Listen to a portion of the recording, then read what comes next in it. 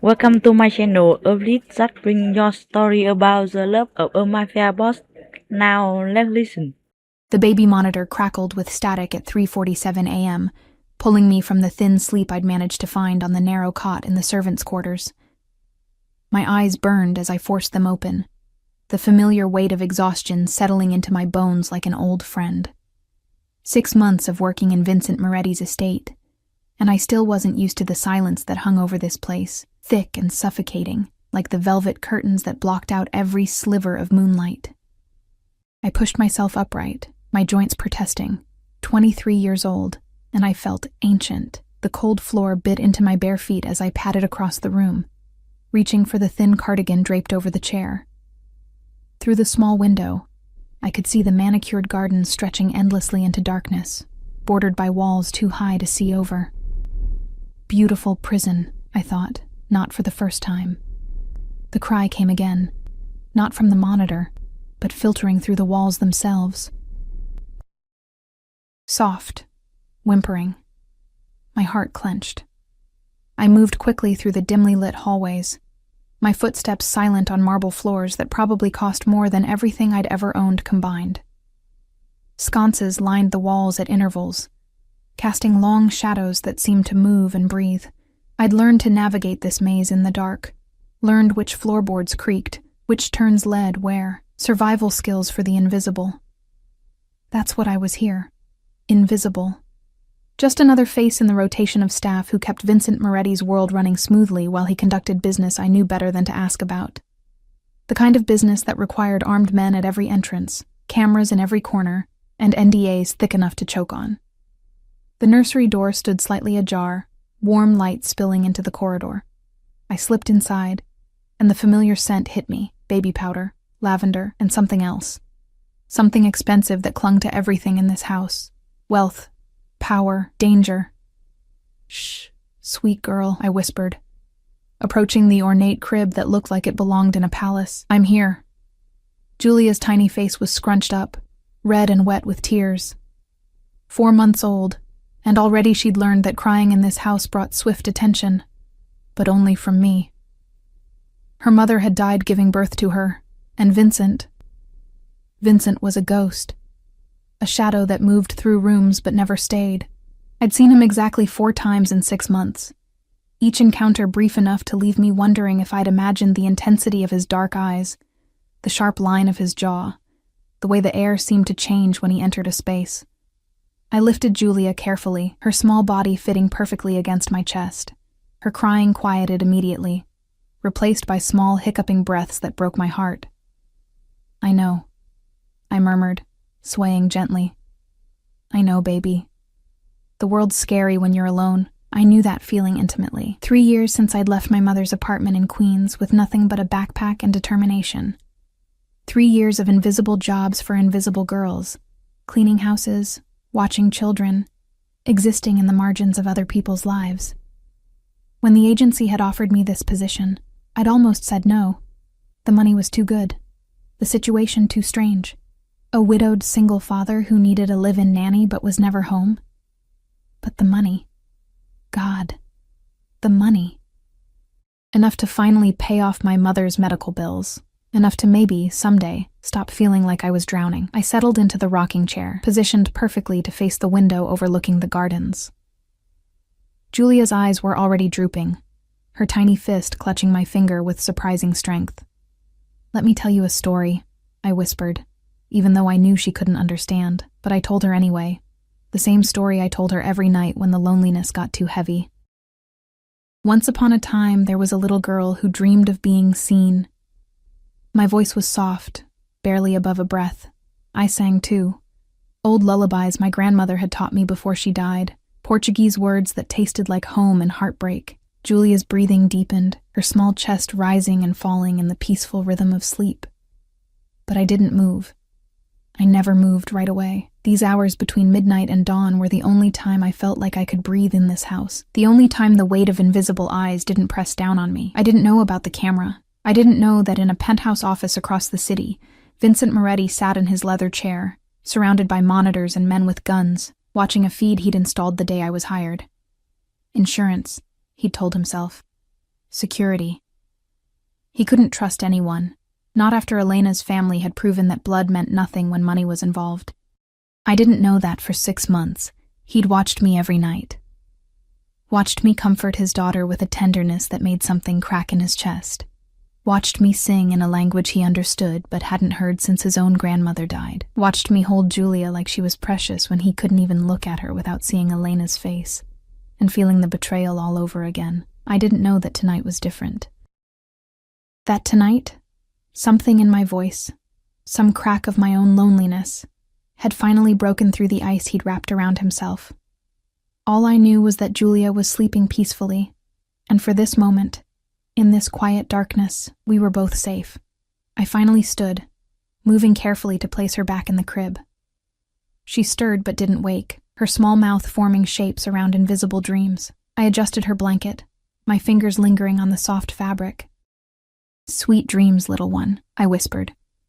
I turned toward the door and froze. A man stood in the doorway. Backlit by the corridor, his face was in shadow, but I recognized the stance immediately. Broad shoulders, perfectly tailored suit even at 4 a.m, and an absolute stillness that radiated danger. Vincent Moretti. My heart stopped, then lurched into a gallop. In 6 months, he'd never come to the nursery, never checked on Julia, never acknowledged my existence beyond the monthly salary that appeared in my account like clockwork. "Mr. Moretti," I breathed, my voice catching. "I'm sorry, I didn't mean to." She was crying, and "How long?" His voice was quiet, almost gentle, which somehow made it more terrifying. A voice used to being obeyed without having to be raised. I blinked, confused. "How long? How long have you been singing to her?" The question stunned me into silence. Behind him, I could see the shadow of another man. Security. Always security.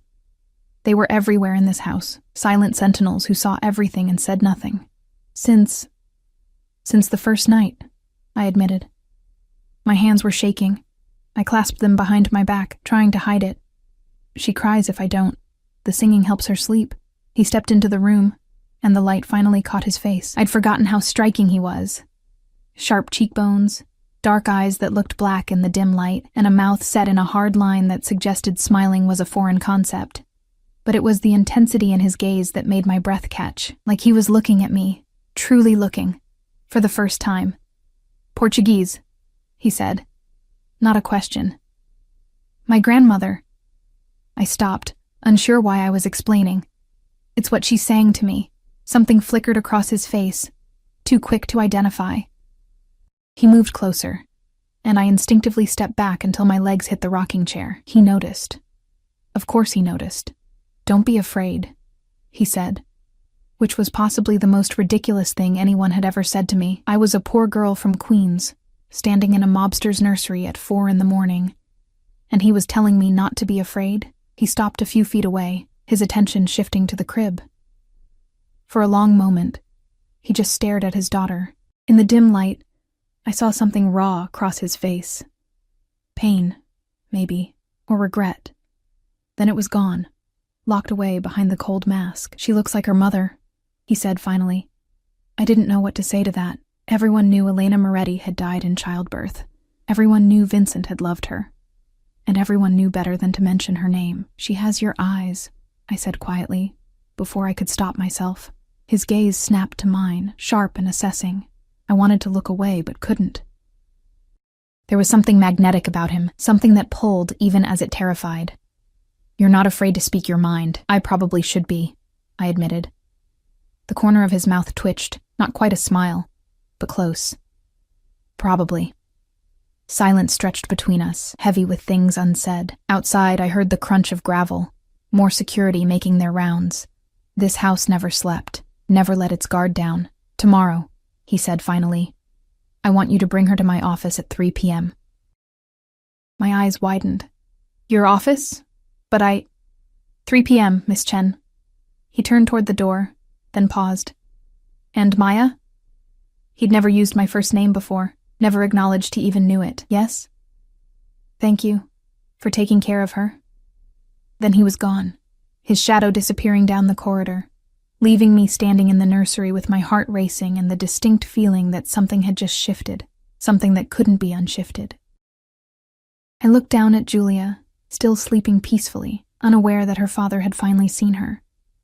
Finally seen us, and I couldn't shake the feeling that I'd just made a terrible, irreversible mistake. I didn't sleep after he left. How could I? I lay on my narrow cot, staring at the ceiling as dawn crept through the window, painting everything in shades of gray and gold. My mind kept replaying the moment. His voice in the darkness, the way he'd looked at Julia, the unexpected gentleness in his tone when he'd thanked me. Vincent Moretti didn't thank people. From what I'd gathered in whispered conversations between the household staff, he commanded them, rewarded them sometimes, destroyed them when they disappointed him. But gratitude? That seemed as foreign to him as weakness. By 7 a.m., I was already dressed and moving through my morning routine on autopilot. I changed Julia, fed her the bottle I'd prepared, and tried to ignore the knot of anxiety tightening in my stomach. 3 p.m. His office.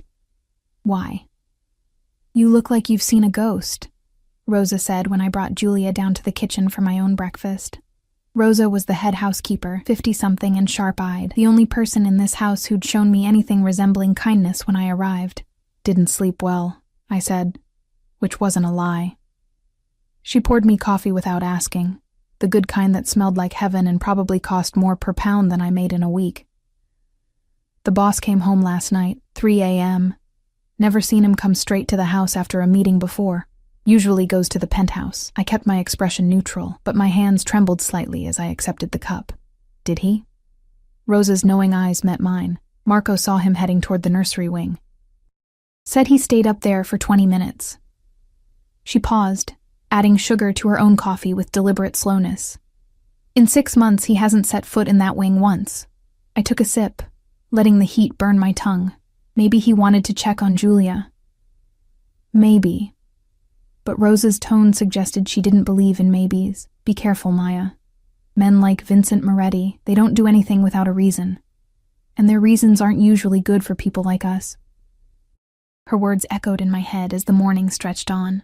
I kept to my routine, playtime with Julia on the nursery floor, tummy time on the expensive playmat, walks through the gardens under the watchful eyes of security.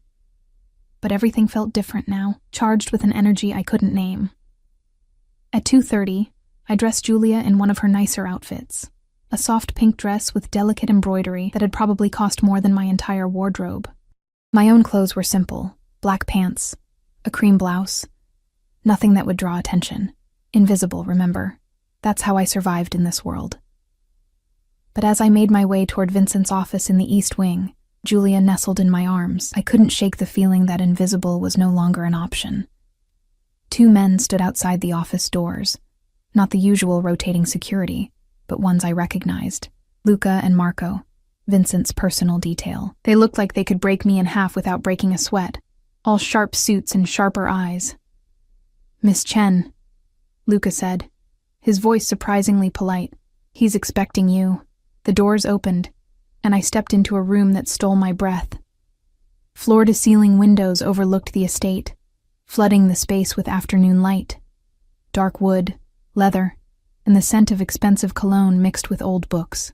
But it was the man behind the massive desk who commanded attention. Vincent stood as I entered, and I realized this was the first time I'd seen him in full daylight. He was younger than I'd thought, maybe 32, 33. But his eyes were older, eyes that had seen things I couldn't imagine.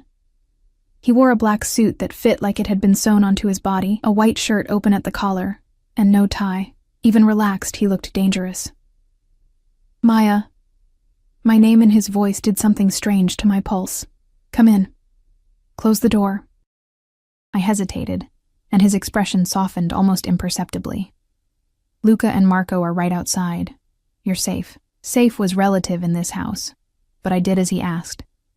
The door clicked shut with a finality that made my stomach clench. "Sit." He gestured to one of the leather chairs across from his desk. I sat carefully, adjusting Julia in my arms. She was awake now, her dark eyes, so like her father's, taking in the room with infant curiosity. Vincent came around the desk, and I tensed involuntarily. But he didn't approach me. Instead, he moved to the windows, his back to us, his hands in his pockets. The posture of a man carrying weight I couldn't see. "How much do you know about my wife?" he asked finally. The question caught me off guard. Only what the staff has mentioned, that she died during childbirth. That you loved her. I did. His voice was flat, emotionless. For 10 years, Elena was my everything. We grew up together, her family and mine, intertwined by blood and business. I thought I knew her better than I knew myself. He turned, and the look on his face made my breath catch. Pain, yes, but something darker beneath it, betrayal. 3 days before she died, I discovered she'd been having an affair with my cousin, Marco. Not the Marco outside, the other one. The one I trusted with my life. His laugh was bitter, sharp enough to cut. They'd been together for 2 years. Planning to run, take half my assets, destroy everything I'd built. She was going to use the baby as leverage. My own daughter, a bargaining chip. I held Julia tighter, my heart breaking for the innocent child in my arms, who would grow up with this story as her legacy. I confronted her the night she went into labor, he continued, his voice dropping lower. The stress, the argument. The doctors said it contributed to the complications. She hemorrhaged. Marco tried to run after she died. He didn't make it to the airport. The implication hung in the air. I didn't ask what happened to Marco. I didn't want to know. "Why are you telling me this?" My voice came out barely above a whisper. Vincent crossed the room then, moving with a predator's grace, and crouched in front of my chair. This close. I could see the fine lines around his eyes, the shadow of stubble on his jaw, the way his throat worked as he swallowed. "Because I haven't been able to look at her," he said, his eyes finally moving to Julia. "Every time I try, I see Elena. I see the betrayal. I see everything I lost." His hand lifted, hesitant, and brushed against Julia's tiny foot. She kicked, and something cracked in his expression. "But last night, I watched you with her. I heard you singing, saw the way you held her like she was the most precious thing in the world, and I realized, she is." Tears pricked my eyes. "She's innocent in all this. I know." His hand curled into a fist, then relaxed. "I've been punishing her for her mother's sins, and in doing so I've become exactly what I swore I'd never be. My father. Cold, distant, unable to love the people who need me most." He stood abruptly, moving back to the window as if he couldn't handle the proximity. "I've watched you every night for 6 months, Maya. The camera in the nursery, my blood ran cold." "You've been watching me?" "For security," he said quickly. "Initially. But then..." He ran a hand through his dark hair, a gesture so human it startled me. "Then it became about watching someone be the parent I couldn't be, watching you love my daughter when I was too broken to try." The confession hung between us, raw and honest in a way I suspected Vincent Moretti rarely allowed himself to be. "What do you want from me?" I asked, though I wasn't sure I wanted the answer. He turned, and the intensity in his gaze pinned me to the chair.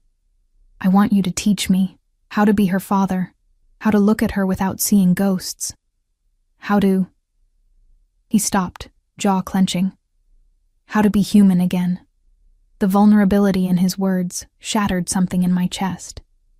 This man, who commanded an empire built on fear and power, was asking me, a nobody from Queens, to teach him how to love his own daughter.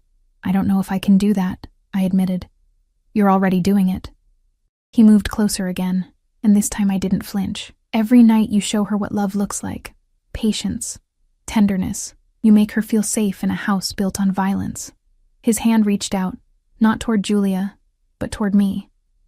His fingers brushed my cheek, so gently I almost thought I'd imagined it.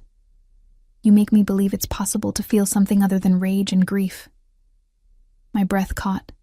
This was dangerous territory, dangerous in ways that had nothing to do with his business, and everything to do with the way my heart was suddenly racing. "Mr. Moretti." "Vincent," he corrected. "When it's just us, call me Vincent." "Vincent," I repeated, tasting his name. "This, whatever this is, I'm just the nanny. I can't..." "You're not just anything," His voice was firm, leaving no room for argument. Not anymore. Not after I've watched you sacrifice your sleep, your comfort, your own needs, for a child who isn't yours. Not after I've seen you be more of a mother to Julia than Elena ever intended to be. That's not fair to her memory, I said. But my voice lacked conviction. Isn't it? His eyes flashed. She was ready to abandon our daughter for money and a man who meant nothing. You've stayed through every sleepless night, every moment of thankless work, because you have a heart she never possessed. Julia chose that moment to whimper, and instinctively I began to sway, soothing her with the motion she knew meant comfort. Vincent watched, and something in his expression shifted, softened. "Let me try," he said suddenly. "Let me hold her." My arms tightened protectively. "Are you sure?" "No." His honesty was disarming. "But I need to. Please." Slowly, carefully, I stood and moved toward him. He looked terrified, this man who faced down rival families and federal agents without blinking. His arms came up awkwardly, and I guided his hands into position, showing him how to support her head, how to hold her securely against his chest. Julia looked up at her father with curious eyes, and Vincent looked down at his daughter like he was seeing her for the first time. Maybe he was. "She's so small," he whispered. "She'll grow," I said softly. "And she needs her father to be there when she does." His eyes met mine over Julia's head, and the intensity there made my knees weak. "Will you stay? Will you help me do this right?" It wasn't just about the nanny position anymore. We both knew it. This was something bigger, more complicated, more dangerous than a simple employment arrangement. I should have said no, should have recognized the warning signs, the obsessive watching, the isolated estate, the violent world he lived in, should have remembered Rosa's warning about men like Vincent Moretti. But when I looked at Julia, peaceful in her father's arms for the first time, and saw the hope warring with fear in Vincent's eyes, I couldn't walk away. "Yes," I whispered, "I'll stay." The smile that crossed his face was small, barely there, but it transformed him, made him look younger, almost vulnerable. "Thank you, Maya." He looked back down at Julia, his large hand cradling her tiny head with unexpected gentleness. "I promise you won't regret this." But as I watched them together, father and daughter finally beginning to heal, I couldn't shake Rosa's words from my mind. Men like Vincent Moretti don't do anything without a reason, and I was terrified to discover what his reason truly was. The days that followed blurred together in a strange, surreal pattern that felt like living in two different worlds simultaneously. By day, Vincent was still the ghost, absent for hours, sometimes days, conducting business I knew better than to ask about. But the evenings belonged to us. He started coming to the nursery every night at 8 p.m., like clockwork. The first few times he'd stood awkwardly in the doorway, watching as I bathed Julia, changed her, prepared her for bed, but slowly, tentatively, he began to participate. His large, dangerous hands I'd seen clenched into fists, hands that had undoubtedly done terrible things, learned to be gentle with baby soap and soft towels. "Like this?"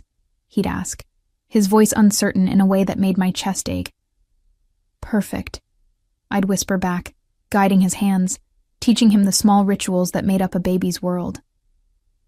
It was during these quiet hours that I began to see beneath the armor.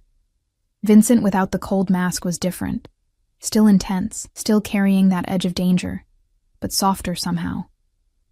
He'd tell me stories about his childhood as we worked together, memories of his grandmother who'd raised him after his mother died. The same grandmother who'd sung Portuguese lullabies, who'd taught him that strength and tenderness weren't mutually exclusive. "She'd like you," he said one night, 3 weeks after that first meeting in his office. We were in the nursery, Julia sleeping peacefully in the crib between us. "She'd say you have alma forte, a strong soul." I smiled despite myself. My grandmother used to say the same thing, usually right before telling me I was too stubborn for my own good. His laugh was quiet, rusty from disuse, but genuine. Stubbornness can be a virtue. In my world, it's often the only thing that keeps you alive. His world. The reminder of who he was, what he was, sent a chill through me. I'd been living in this bubble, letting myself forget that beyond these walls, Vincent Moretti was a man people feared. A man who dealt in violence and control. As if reading my thoughts, his expression shuddered slightly. "You've never asked what I do, Maya. Why not?" I kept my eyes on Julia, watching the rise and fall of her small chest. Because I'm not sure I want to know. And because it doesn't change what needs to be done here. Julia needs her father, regardless of how he makes his living. "You're afraid of me." It wasn't a question. "Sometimes," I admitted, finally meeting his gaze.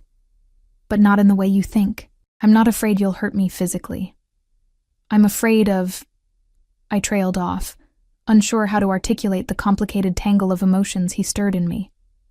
"Of what?" He moved closer, and the air between us charged with something electric. "Of how you make me feel," I whispered. "Like I matter. Like I'm visible. I've spent 3 years being invisible, Vincent. It's safer that way." His hand came up to cup my face, his thumb brushing my cheekbone with devastating gentleness. "You could never be invisible to me. From the first moment I saw you on that camera feed, holding my daughter like she was yours, singing to her in the darkness, you became the only thing I could see clearly." My breath caught. We were standing too close, the nursery suddenly feeling too small, too warm. His eyes dropped to my mouth, and I knew that if I didn't step back now, everything would change. But I didn't step back.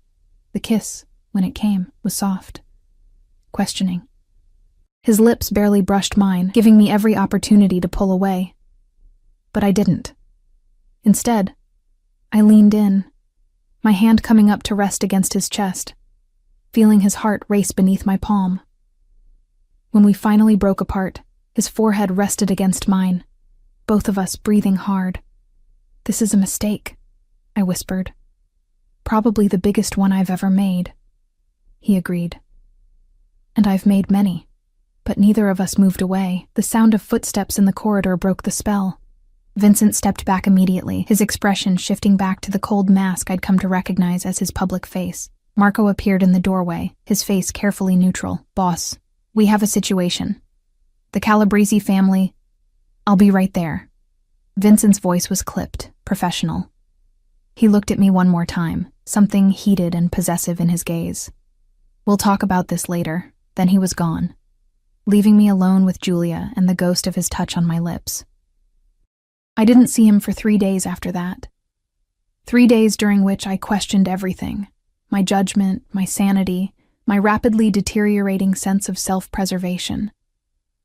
Rosa watched me with knowing eyes but said nothing, which somehow made it worse. When Vincent finally returned, it was 2 a.m., and I was in the kitchen making tea, unable to sleep. I heard him before I saw him. The quiet footsteps, the whispered exchange with security.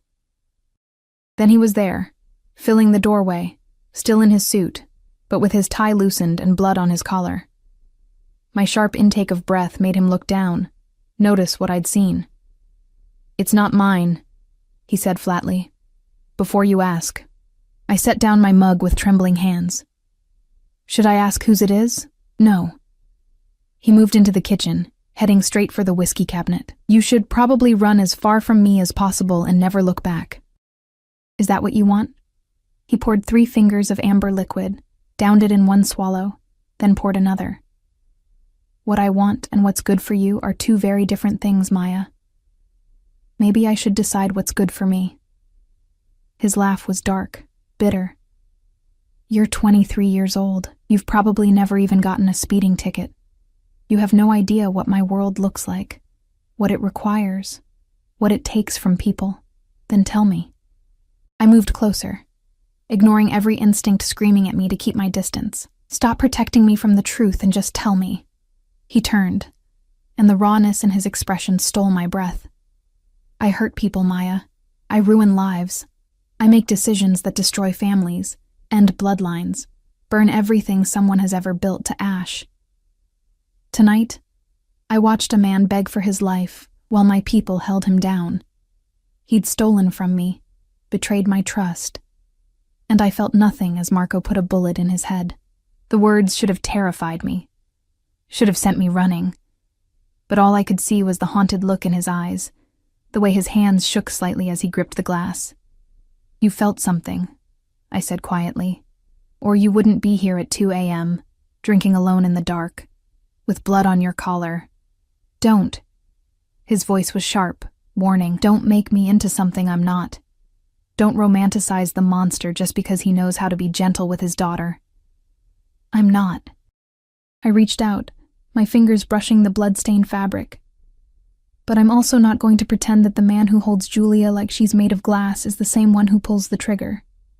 You're both, Vincent, and maybe that's what terrifies you most.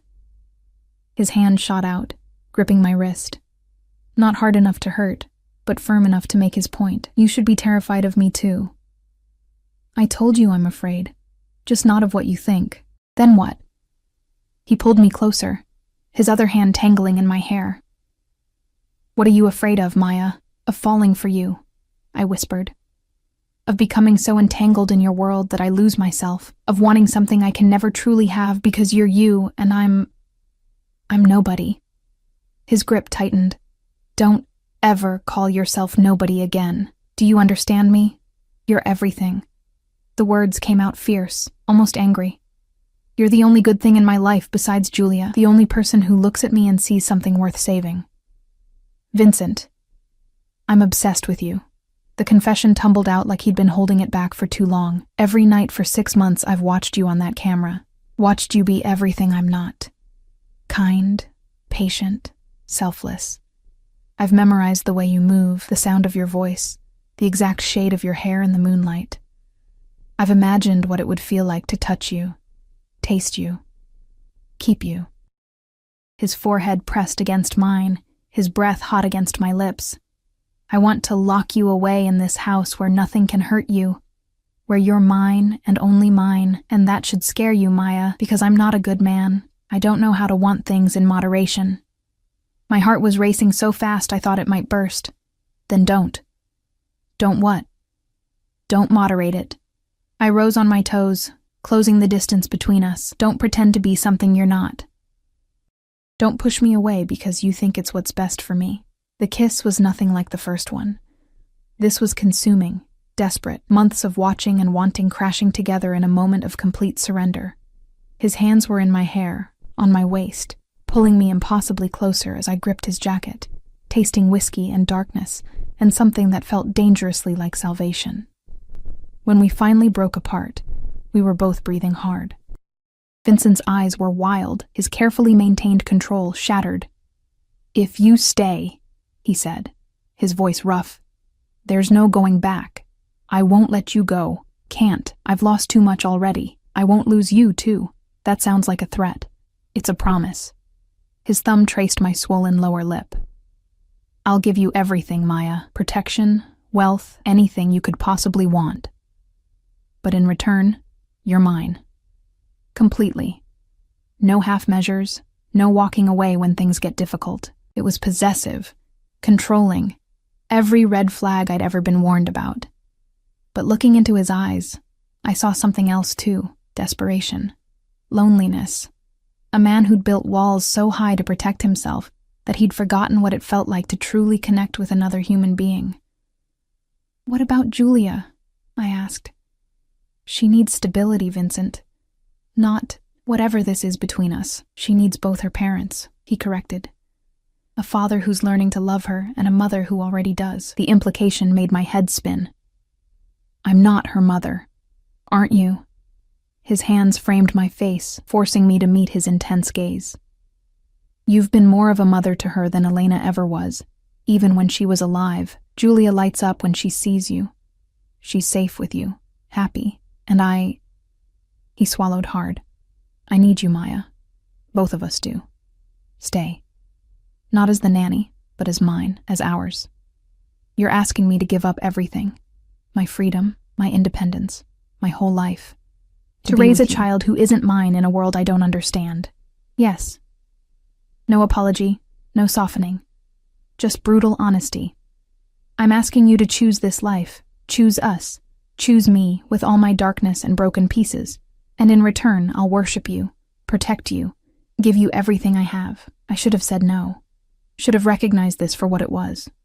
A gilded cage, wrapped in passion and promises. But when I thought about leaving, about walking away from Julia's small smiles and Vincent's unexpected gentleness, about returning to my invisible life of cleaning other people's houses and existing in the margins, I couldn't do it. Okay, I whispered. His eyes widened. Okay? Yes. I'll stay. I'll be yours. I reached up to touch his face, feeling the stubble rough against my palm. But you have to promise me something, anything. Promise me you'll keep trying with Julia. That you won't give up on being her father, even when it's hard. Even when you see Elena instead of your daughter. Something flickered across his face. Surprise, maybe, that I'd asked for something so simple. I promise. She'll never doubt that she's loved. Not like I did. The vulnerability in those words cracked my heart open. I pulled him down into another kiss, sealing the promise, sealing our fate. When we finally pulled apart, Vincent held me close, his face buried in my hair. I won't let anything happen to you, he murmured. You're under my protection now, my family. Anyone who even thinks about hurting you will answer to me. The possessiveness should have frightened me. Instead, for the first time in 3 years, I felt safe. Even if that safety came wrapped in darkness and blood-stained collars. Even if I'd just signed away my freedom to a man who'd admitted he was obsessed with me. Even if I had no idea what tomorrow would bring. For tonight, in Vincent Moretti's arms, I was seen. I was wanted. I was home. The next morning, everything changed. I woke to sunlight streaming through unfamiliar windows and the disorienting realization that I wasn't in my small servants' quarters. The bed beneath me was massive, the sheets Egyptian cotton, and the scent of Vincent's cologne clung to the pillow beside me. His bedroom. I was in Vincent Moretti's bedroom. Memory flooded back, the kiss in the kitchen, his confession, my acceptance. After we'd finally pulled apart, he'd insisted I sleep here, in his room, where he could keep me close.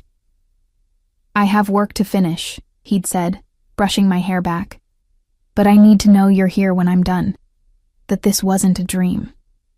I'd been too exhausted, too overwhelmed to argue. He'd given me one of his shirts to sleep in, and I'd climbed into his bed while he disappeared into his office down the hall. The last thing I remembered was the sound of his voice through the walls, speaking rapid Italian into a phone, and the unexpected comfort of being surrounded by his scent. Now, in the harsh light of day, reality crashed down. What had I done? The door opened, and Rosa entered carrying a tray. Her eyes widened when she saw me, then carefully neutralized. Good morning, Miss Chen. Mr. Moretti asked me to bring you breakfast. I sat up, pulling the sheets around me self-consciously. Rosa, You don't need to explain anything to me, child. She set the tray on the bedside table. Fresh fruit, pastries, coffee, far more than I'd ever been served before. But I will say this, Vincent Moretti is not an easy man to love. His world is dangerous, and the people in it don't always survive with their souls intact. I know what I'm getting into, I said, though the words felt hollow. Her expression softened. Do you?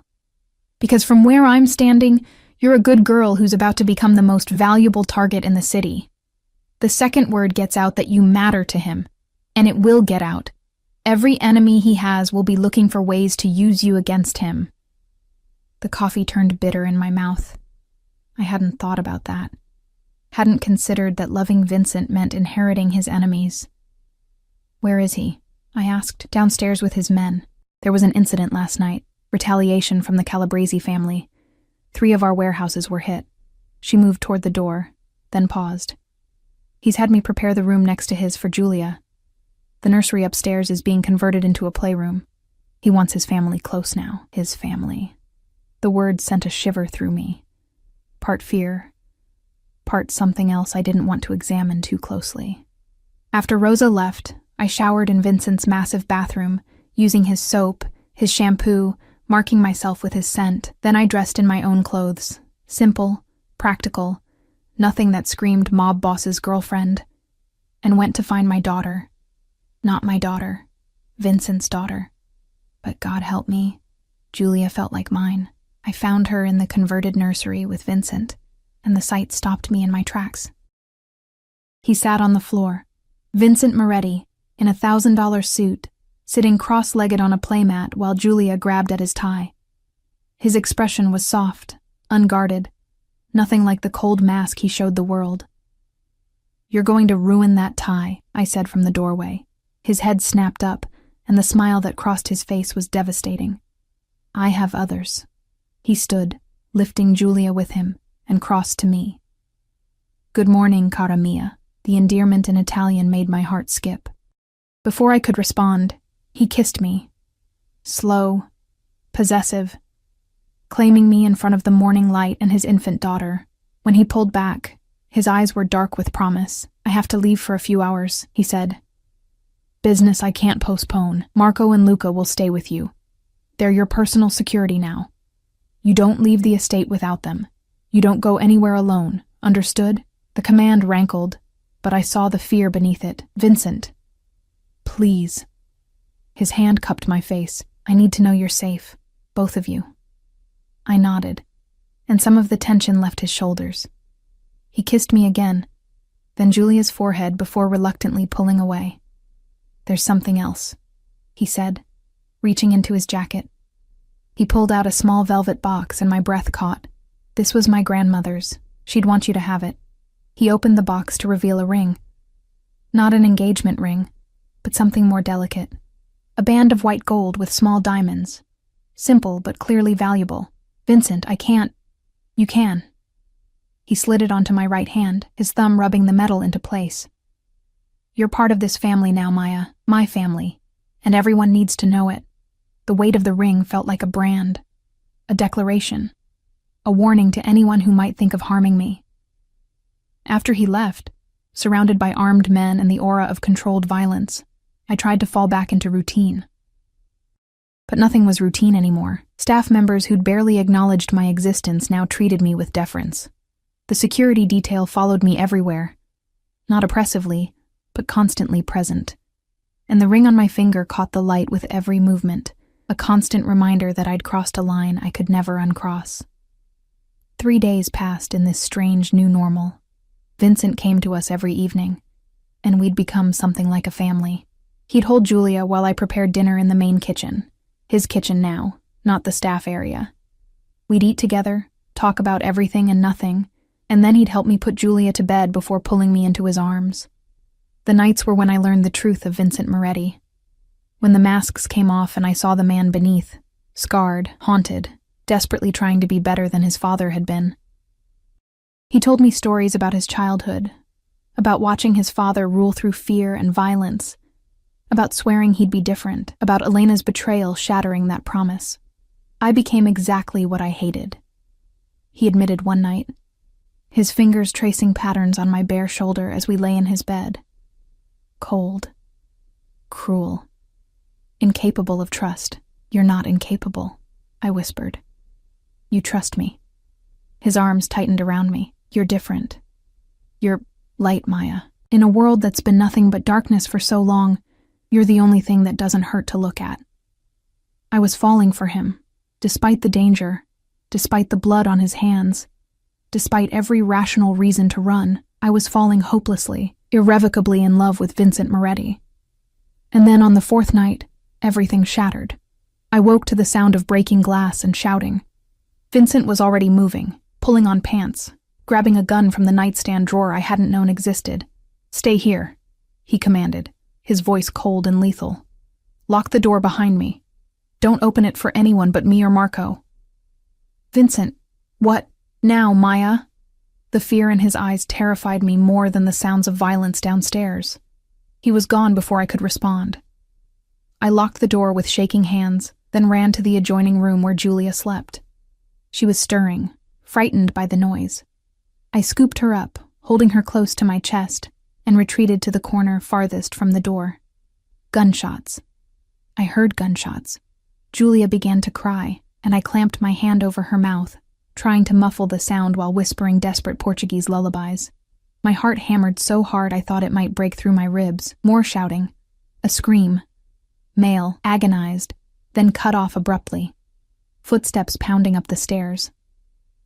I pressed myself further into the corner, wishing I had a weapon, wishing I'd listened to Rosa's warnings, wishing I'd never fallen for a man whose world was built on violence. The doorknob rattled. Once. Twice. Then Vincent's voice, tight with urgency. "Maya, it's me. Open the door." I stumbled forward, unlocking it with fumbling fingers. He burst in. Blood splattered across his bare chest, a gun still in his hand. But his eyes found mine immediately, scanning me for injuries with desperate intensity. "Are you hurt?" He crossed to me in 2 strides, his free hand running over me, checking, confirming. "Did anyone touch you?" "No, we're fine." "What happened?" "Calabrese sent a team. 6 men." His jaw clenched. "They're dead now." The casual way he said it should have horrified me. Instead, all I felt was relief that he was alive, that we were safe. "This is my fault," he said, his voice rough. "They came for you. Someone talked. Word got out about you and Julia. They thought they could get to me through you." His hand cupped my face, almost crushing in its intensity. "I won't let that happen again. Do you understand? I won't lose you. Vincent, I'm moving you. Tomorrow. There's a safe house upstate, completely off the grid. You and Julia will stay there with a full security detail until I've handled this. You're sending us away?" Panic clawed at my throat. "I'm protecting you." His thumb brushed away tears I hadn't realized were falling. "The Calabrese family declared war tonight. It's going to get bloody, and I can't fight them if I'm worried about you every second." "Then let me help. No." The word was final. "You're not part of this world, Maya. You're the one good thing I have left, and I won't let it touch you." But it already had. The moment I'd agreed to stay, to be his, I'd become part of his world whether he wanted to admit it or not. Still, I nodded, because the fear in his eyes was too raw to argue with. "How long?" "A week. Maybe 2.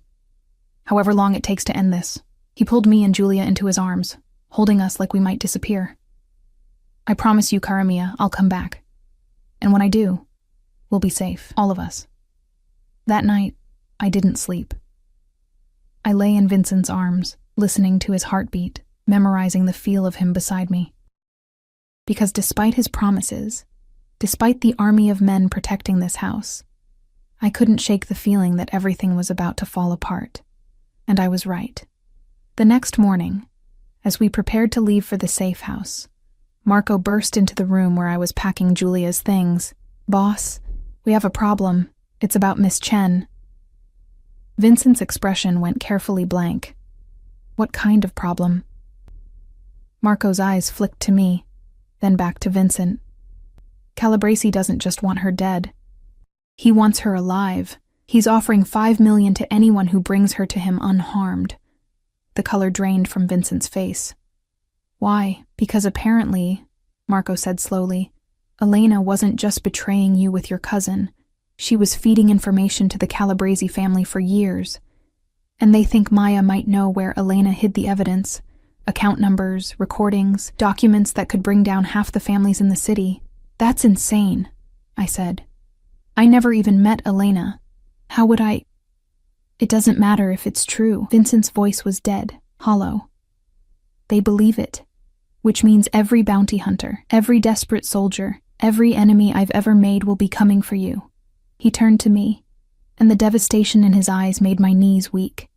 "I can't protect you here, Maya. I can't protect you anywhere. As long as you're with me, you're a target. And His voice broke. "I can't watch you die. I can't survive losing someone else I love."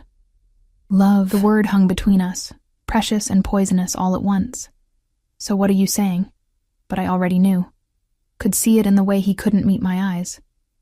"I'm saying I have to let you go." "No." The word ripped from my throat, raw and desperate.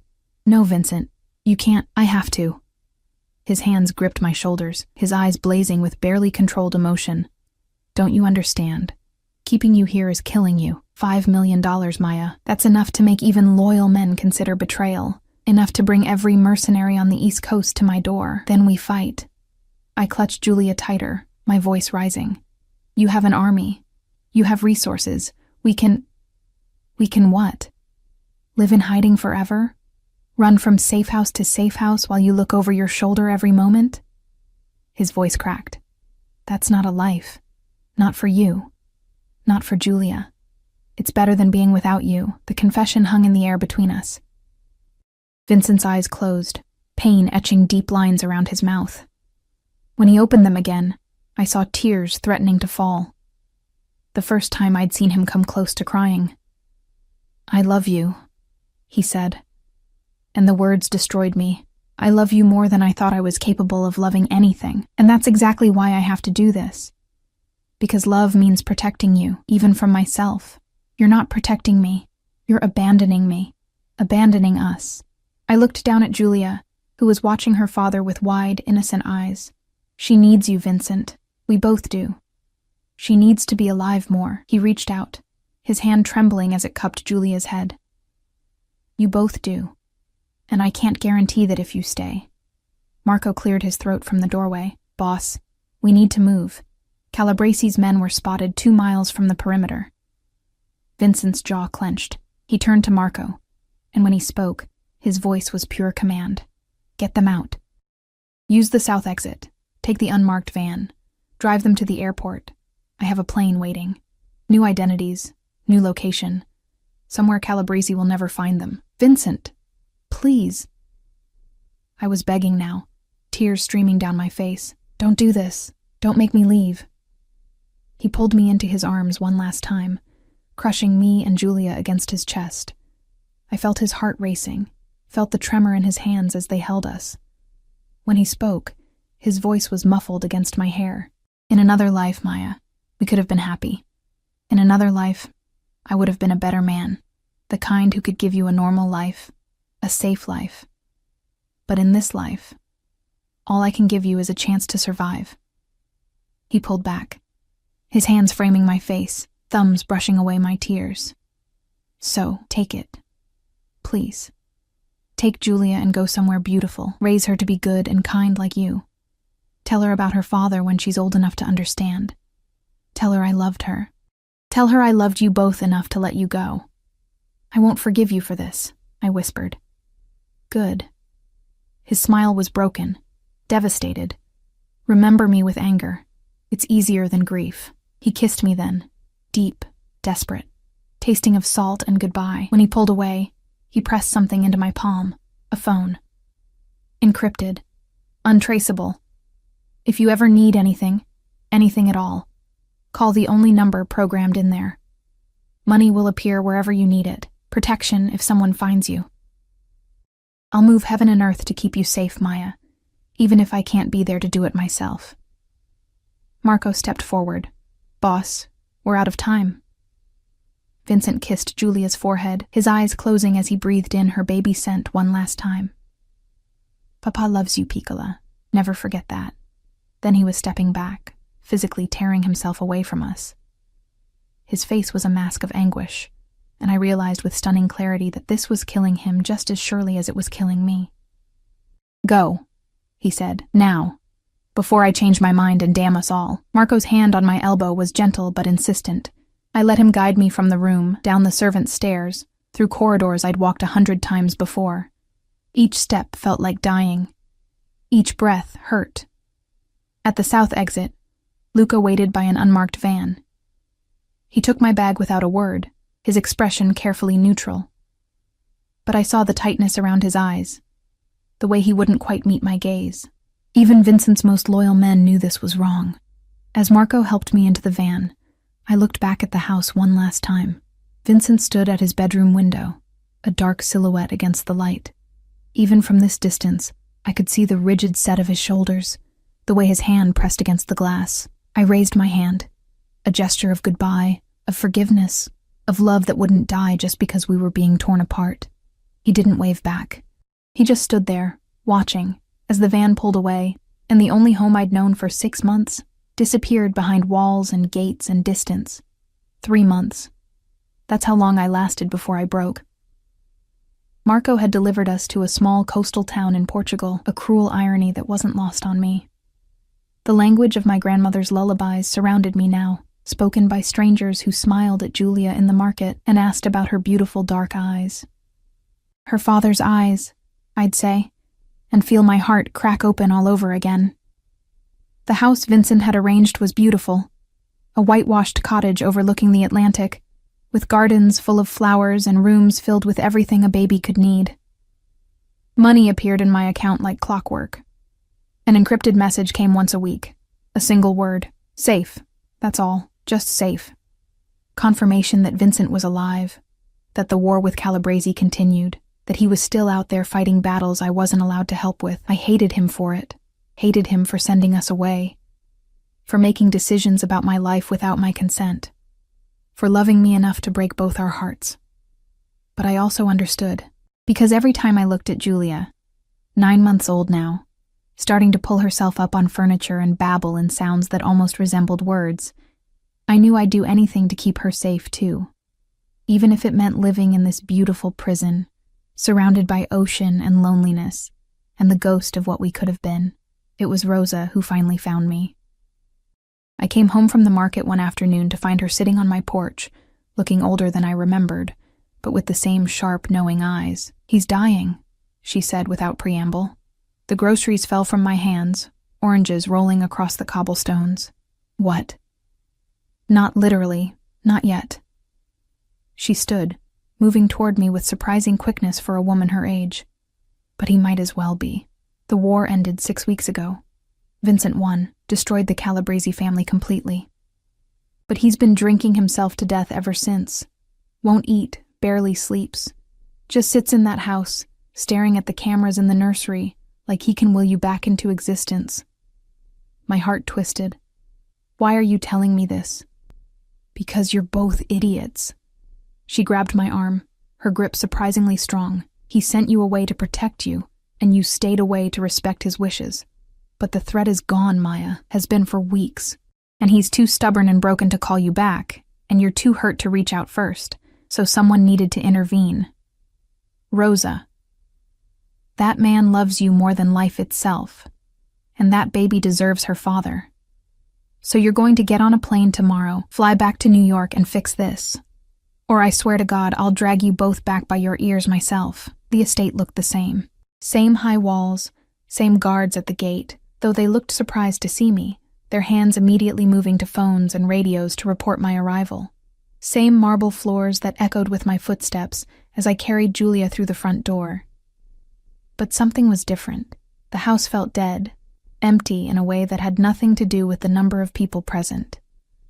I found Vincent in his office, exactly where Rosa said he'd be. The curtains were drawn, the room dim despite the afternoon sun outside. Empty whiskey bottles littered the desk, and papers covered every surface, business documents, surveillance photos, and in the center of it all, a printed photograph of me and Julia in Portugal. He'd been watching us, still protecting us from thousands of miles away. He didn't notice me at first. He sat slumped in his chair, staring at nothing, his face gaunt and shadowed with beard growth. He'd lost weight. His suit hung loose on his frame, and his eyes, God, his eyes looked dead. Vincent. His head snapped up, and for a moment I saw everything flash across his face. Disbelief, hope, fear, joy, before he could lock it down. He stood so quickly his chair fell backward, his hands gripping the desk like he needed the support. "You're not real," he said hoarsely. "You're not. This is another hallucination. The whiskey. I'm real." I stepped further into the room, and Julia chose that moment to squeal, reaching her arms toward her father with the universal gesture of a baby who wanted to be held. Vincent's face crumbled. "Maya, you can't be here. It's not safe. Calabrese is dead. His whole family is either dead or in prison," Rosa told me. I moved closer, my heart breaking at how destroyed he looked. "The threat is gone, Vincent. Has been for weeks. So why didn't you call us home? Because..." His voice broke. He ran shaking hands through his hair, and I realized he was on the edge of falling apart completely. "Because I didn't deserve you back. Because I sent you away, made you cry, broke every promise I made. Because even with Calabrese gone, there will always be another threat. My world is darkness, Maya. It will always be darkness. And you? He looked at me like I was the sun itself. You deserve light. What I deserve, I said quietly, is a choice. You made all the decisions last time, Vincent. You decided what was best for me, for Julia. You decided we needed to leave. You decided to suffer alone, rather than fight for us. I closed the distance between us, Julia still in my arms. So now I'm making a decision. I'm choosing you. I'm choosing this life, with all its darkness and danger. I'm choosing us. You're insane. But hope was creeping into his voice, tentative and fragile. You should run from me, hate me. I sent you away to protect us. I know. And I spent 3 months hating you for it. I reached up, my free hand cupping his face, feeling the hollow of his cheek beneath my palm. But I also spent 3 months loving you, missing you, wanting to kill you and kiss you and scream at you all at once. So here I am, Vincent. I'm back. And unless you physically throw me out, I'm staying. His hand came up to cover mine, pressing it harder against his face like he needed the contact to believe I was real. I don't deserve you. Probably not. I smiled through my tears, but you're stuck with me anyway. He moved then, fast, desperate, crushing me and Julia against his chest. His whole body shook with the force of emotions he'd been holding back, and I felt wetness against my neck. Vincent Moretti was crying, the man who faced down enemies without flinching, who dealt in death and violence, was sobbing into my hair like a broken child. I'm sorry, he choked out. I'm so sorry. I thought I was doing the right thing. I thought... Shh. I held him tighter. Julia squeezed safely between us. I know. I understand. But we're here now. We're home. Home, he repeated, like testing the word. His hands came up to frame my face, thumbs brushing away my own tears. Say you'll stay. Promise me. Promise you won't leave again. I promise. I whispered. But you have to promise me something too. Anything. Promise me no more secrets. No more making decisions for me to protect me. We face things together from now on. As partners. As family. As family, he agreed. Then his eyes dropped to Julia, who was babbling happily, completely oblivious to the emotional reunion happening around her. Julia, mia figlia. Did you miss Papa? She reached for him, and he took her with shaking hands, holding her close and breathing her in. The look on his face, pure love mixed with regret and determination, told me everything would be different now. She learned to wave, I said softly, and she's almost walking. You missed so much. Never again. It was a vow. I'll never miss another moment. I swear it. That night, after Julia was asleep in the nursery that had been converted back from a playroom, because Vincent wanted his daughter close, wanted his family under one roof where he could protect us, we lay tangled together in his bed. Marry me, he said suddenly. I lifted my head from his chest. What? Marry me. He shifted, reaching into the nightstand drawer and pulling out a small velvet box. I bought this 2 days after you left. Been carrying it around like a talisman, hoping I'd get the chance to give it to you. He opened it, revealing a ring that took my breath away, a single diamond, elegant and simple. Exactly what I would have chosen. I know I'm damaged. I know my world is dangerous. I know I don't deserve you. But I love you, Maya. And I want the whole world to know you're mine. That we're a family. So please, cara mia, marry me. I looked at the ring, at the man offering it, at the life he was promising. It wasn't normal. It would never be safe. There would always be threats, always be danger lurking at the edges of our happiness, but it was ours. Yes, I said. Yes, I'll marry you. The smile that broke across his face was the most beautiful thing I'd ever seen. He slid the ring onto my finger, next to his grandmother's band, which I'd never taken off, and kissed me like a man who'd been given a second chance at salvation. I'll spend the rest of my life making you happy, he promised against my lips. I'll be the father Julia deserves, the husband you deserve. I'll be better. I swear it. I know you will. I pulled him closer, sealing the promise with a kiss. We both will. Together. 6 months later, I stood in the gardens of the estate, wearing a simple white dress, and married Vincent Moretti surrounded by flowers and family. Rosa crying openly, Marco and Luca standing as witnesses, and Julia in Rosa's arms, clapping her tiny hands in delight. It wasn't a traditional wedding. There were armed guards at every entrance, security measures that would make a military installation jealous, and half the guests were men with dangerous reputations and blood on their hands. But when Vincent slipped the wedding band onto my finger and promised to love me until his last breath, I knew I'd made the right choice. Because sometimes love isn't about finding someone perfect.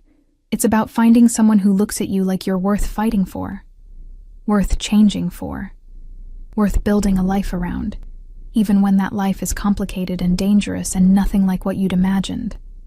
Vincent Moretti had hidden a camera in the nursery to keep his daughter safe. What he'd found instead was a reason to be more than the cold, broken man his past had created, and I'd found something too, a home, a family, and a love fierce enough to survive anything the world threw at us. As we danced under the stars, Julia sleeping peacefully inside while guards watched the perimeter, Vincent held me close and whispered, "Thank you." For what? For coming back, for choosing me, for teaching me how to love again. He kissed my forehead, and I felt the truth of his words in the steady beat of his heart, for being the light in all my darkness. I smiled against his chest, watching the moon rise over the walls that surrounded our beautiful, dangerous, perfect life. "Always," I whispered back. "I'll always choose you." And I meant it, because Vincent Moretti had seen me at 3 a.m. singing lullabies to a baby who wasn't mine, and he'd fallen in love with the woman he saw. And I'd seen past the monster everyone feared, found the man beneath, and fallen just as hard.